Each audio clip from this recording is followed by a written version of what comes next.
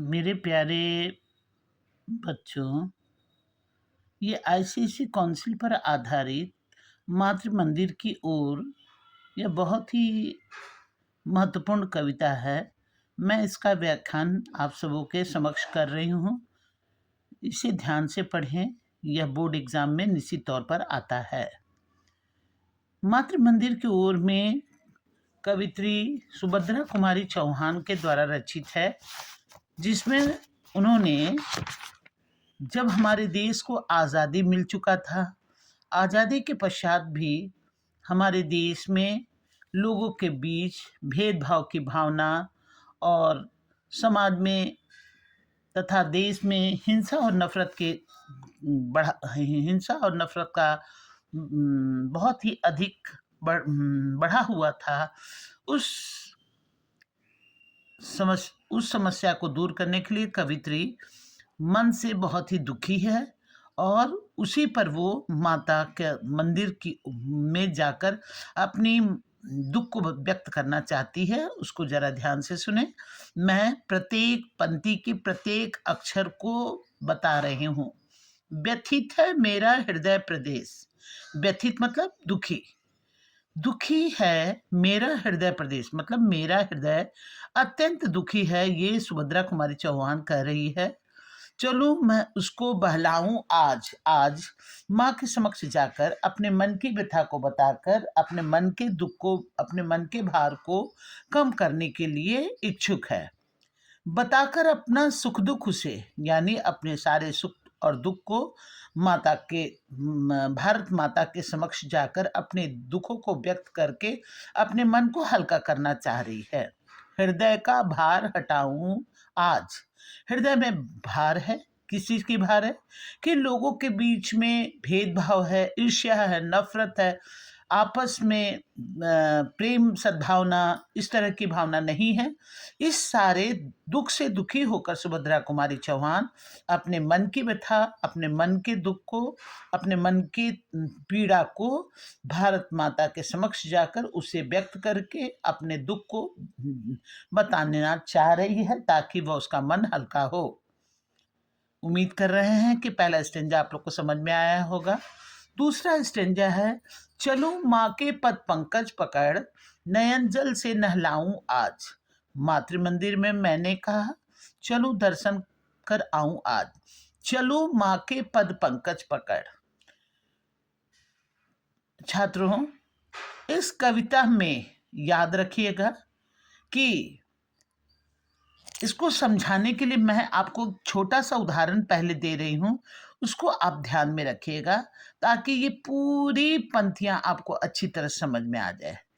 जिस तरह से एक माता पिता के समक्ष एक बेटा और एक बेटी हो, चाहे परिवार में 4 सदस्य हो, यदि उस चारों सदस्य को पिताजी के द्वारा लाए या पिता के द्वारा लाए गए, मान लीजिए 4 मिठाई है, यदि चारों मिठाइयाँ हम चारों को दे देंगे तो कभी आपस में किसी तरह का मतभेद नहीं होगा।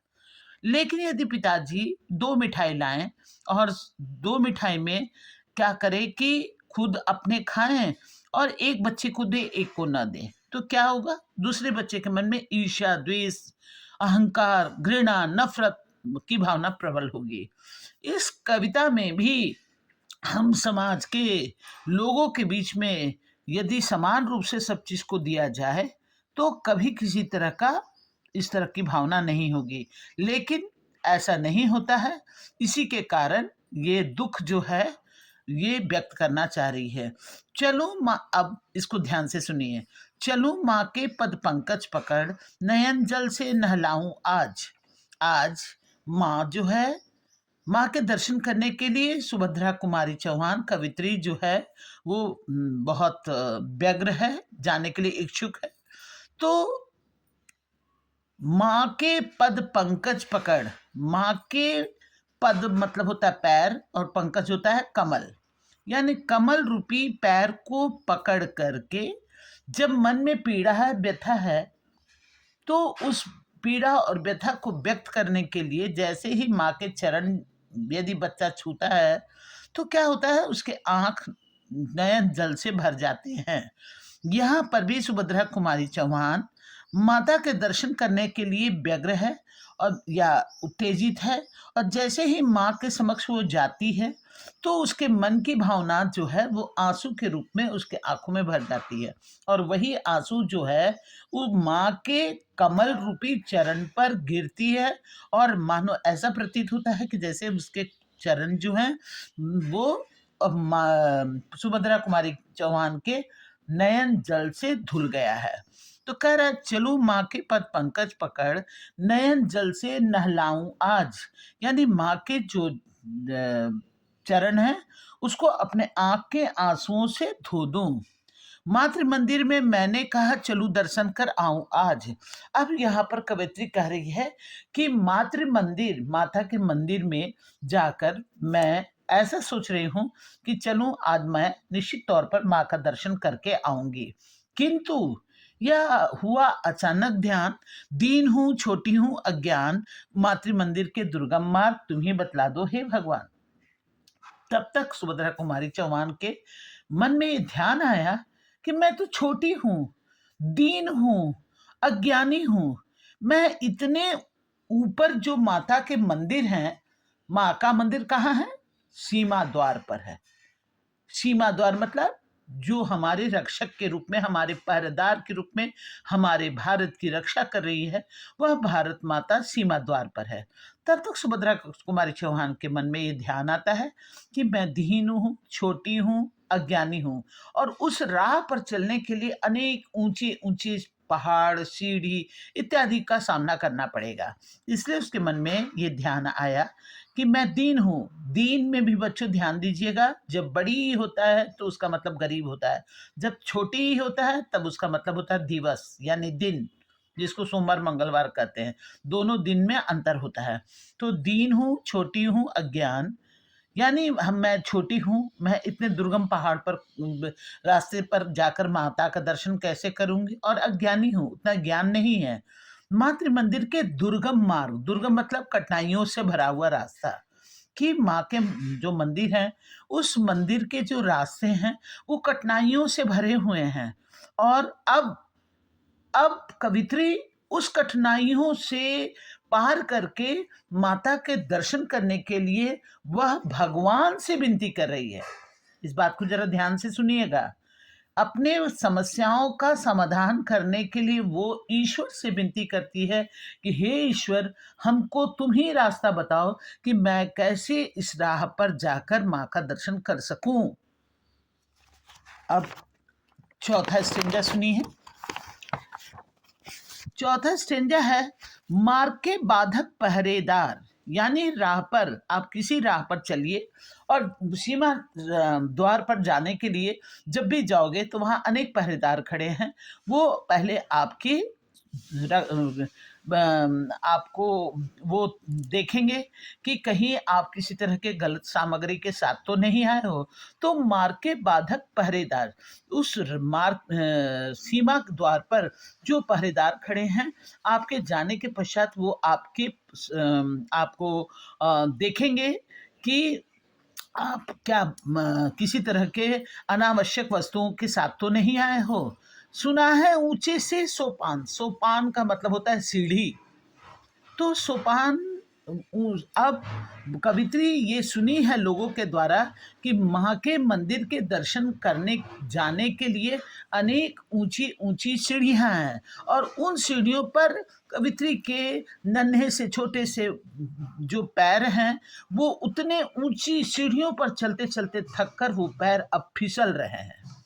चढ़ा दो मुझको हे भगवान। अब अपने मन की व्यथा को व्यक्त करने के लिए कवित्री माता का दर्शन करना चाहती है, लेकिन जो असमर्थता है, इस असमर्थता के कारण वो भगवान से प्रे कर रही है, भगवान से प्रार्थना कर रही है। और उसके बाद कहता है क्या, आह ये जगमग जगमग जगी ज्योतियां दिख रही है वहां, शीघ्रता करो वाद्य बज उठे भला मैं कैसे जाऊं वहां। अब यहाँ पर कवित्री कह रही है कि जिस तरह माता के मंदिर में ज्योति जो है वो जगमग जगमग करके जलती हुई दिखाई दे रही है, और उन जगमग जगमग ज्योतियां जो दिखाई दे रही है, अब कवित्री का मन में ऐसा ना हो कि शीघ्रता करो वाद्य बज उठे। वाद्य मतलब बाजा, कैसी बाजा? इस तरह की बाजा, यानी रणभूमि में जिस तरह से होता है, युद्ध के पहले जो बाजा बजता है, यहाँ पर कवित्री के मन में है कि कहीं वो बाजा न बज जाए और मैं वहां न पहुंच पाऊं, इसलिए मैं अपने देश की रक्षा के लिए समय से पहले वहां पहुंच जाऊं। इसलिए करिए शीघ्रता करो, बादे बज उठे, भला मैं कैसे जाऊं वहां। परंतु अनगिनत कठिनाइयों के बावजूद भी उसका मन जो है वहां जाने के लिए व्यग्र है। सुनाई पड़ता है कलगान, मिंडला दूं मैं भी अपनी तान। सुनाई पड़ता है कलगान, यानी कवित्री को कल गान, कल मतलब मृत्यु, गान मतलब गाना। कवित्री को मृत्यु के अनेक गाने, मतलब डू एंड डाई, मारो या मरो, इस तरह के सीमा रक्षक पर आक्रमणकारियों के द्वारा जो लड़ाई की जो ध्वनि है वो उनके कानों में जो सुनाई पड़ रही है, तो इसलिए कवित्री खुद चाहती है कि मैं भी अपने देश की रक्षा करने के लिए जाकर वहां उसमें शामिल हो जाऊं। शीघ्रता करो, मुझे ले चलो मातृ मंदिर में, हे भगवान। अब वह ईश्वर से प्रे कर रही है, ईश्वर से प्रार्थना कर रही है कि हे ईश्वर, हमें भी शीघ्रता पूर्वक वहां पर पहुंचा दो, ताकि मैं भी अपने देश की रक्षा करने के लिए वहां शामिल हो जाऊं और वहां जाकर मिल जाऊं। चलूँ मैं जल्दी से बढ़ चलूँ, नेक्स्ट संज्ञा है, ध्यान से सुने। चलूँ मैं जल्दी से बढ़ चलूँ, देख लूँ माँ की प्यारी मूर्ति। माँ तो माँ होती है, चाहे किसी की माँ हो, और माँ हमेशा प्यारी ही होती है। यहाँ पर कवित्री भी अपनी भारत माता की प्यारी मूर्ति को देखकर अति प्रसन्न होना चाह रही है और कह रही है कि मैं जल्दी से जाकर अपनी माता का मूर्ति को देखें, क्योंकि मेरी माँ मेरे लिए अत्यंत प्यारी है। आह, वह मीठी सी मुस्कान, और अपनी माँ के उस मुस्कुराते हुए चेहरे को देखने के बावजूद उसके भीतर स्फूर्ति, ताजगी और जोश जो है वो प्राप्त होगा।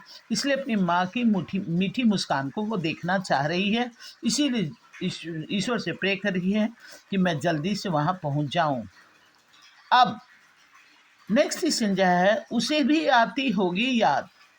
हाँ, उसे भी आती होगी याद, नहीं तो रूठूंगी मैं, याद सुनाऊंगी उसको फरियाद। माँ के यदि 4 संतान हैं और चारों 4 दिशा में है बच्चों, तो भी माँ उन चारों को याद करती है। ऐसा नहीं है कि जो बच्चे सामने हैं सिर्फ उसी को याद करेगी।